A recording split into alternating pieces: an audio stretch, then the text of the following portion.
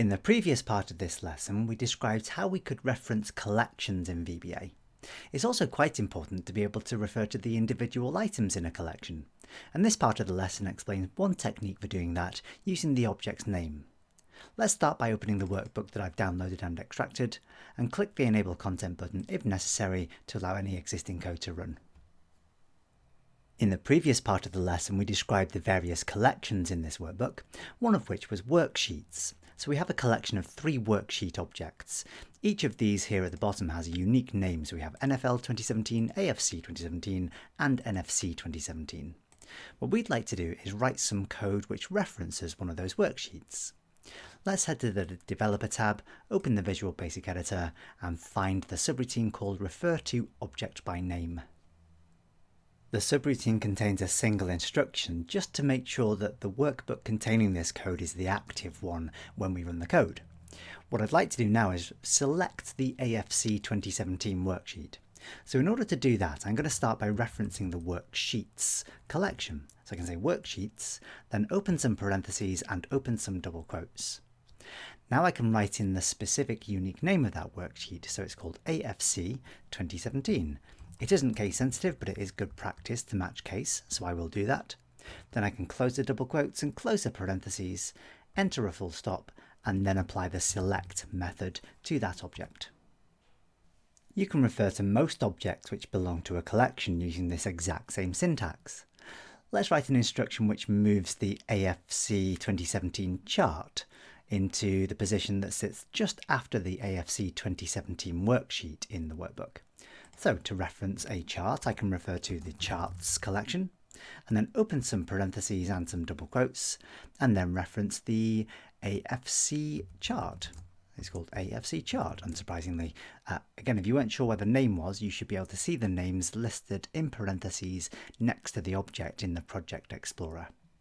I'd now like to apply the move method to this chart object, and having specified that I want to apply the move method, I can use the after parameter to specify which sheet object the chart should be moved to sit to the right of.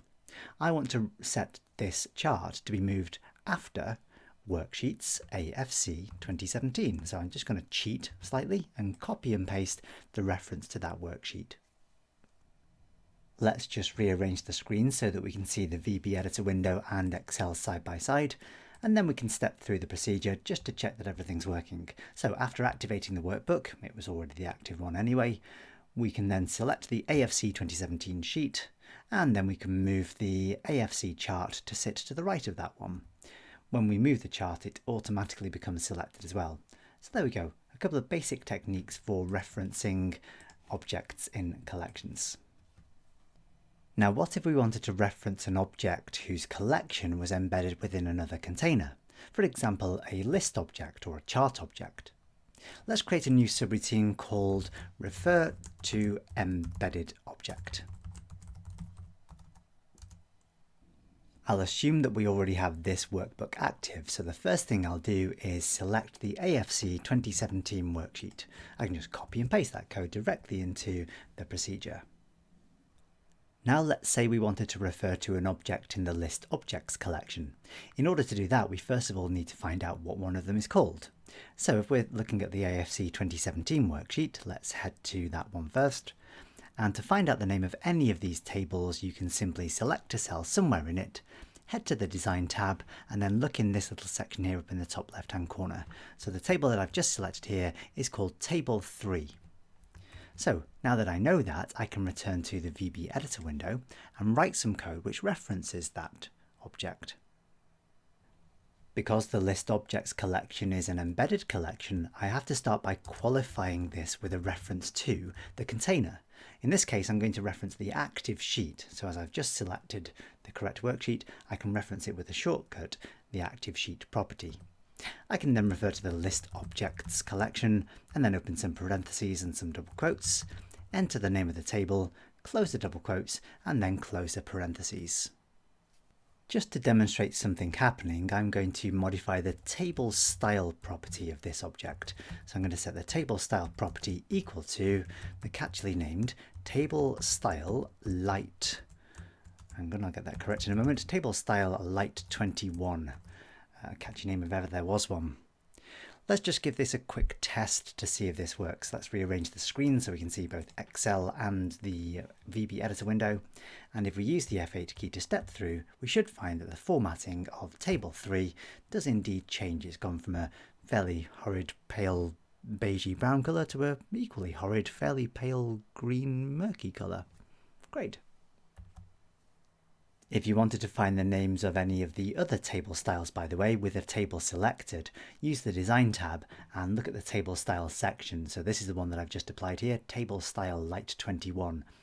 You'll see the name of the style written out with spaces, but when you reference these in VBA, just omit the spaces from between the words and these will all work. So if you see one that you like in particular, you could...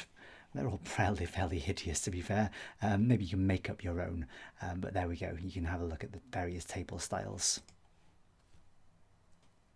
Writing references to embedded objects can get a little tedious, specifically because you always have to refer to the containing object. One way to get around that, or to make life easier at least, particularly if you find yourself having to reference the same object many times in the same procedure, rather than having to write out ActiveSheet.ListObjects table 3 every single time, we can use an object variable to capture a reference to this particular object and then use the variable name from that point on in the procedure.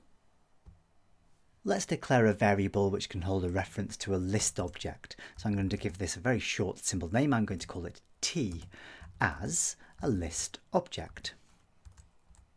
What we can then do is set a reference to that particular list object, table 3, and store it in this variable called T. So I can say set T equals ActiveSheet.ListObjects table 3. What I can then do is reference my list object variable by saying T followed by a full stop, and if I just enter that again just so that we can see, we now get the full IntelliSense for a list object. We can see all the methods and properties that we could apply to that. We can also use the same variable name as many times as we like within the same procedure without having to again reference ActiveSheet.ListObjects table 3, which is a big advantage in my book. Let's just modify the table style. Let's go with table style, let's go with dark 3. I'm sure it can't be any more hideous than the ones I've already used. And then if I just rearrange the screen a little so we can see both Excel and the VB editor, use the F8 key to step through. Here we capture a reference to the correct object. Currently the variable has nothing, but if I use F8 to execute that statement, T now contains a reference to the entire object.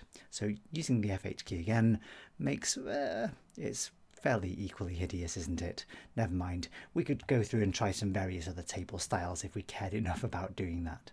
The important thing is you now have seen 3 separate ways to reference objects in collections. Just referencing the name of the object within the collection, as for worksheets, referencing the name of the object in the collection within its containing object, and finally using an object variable.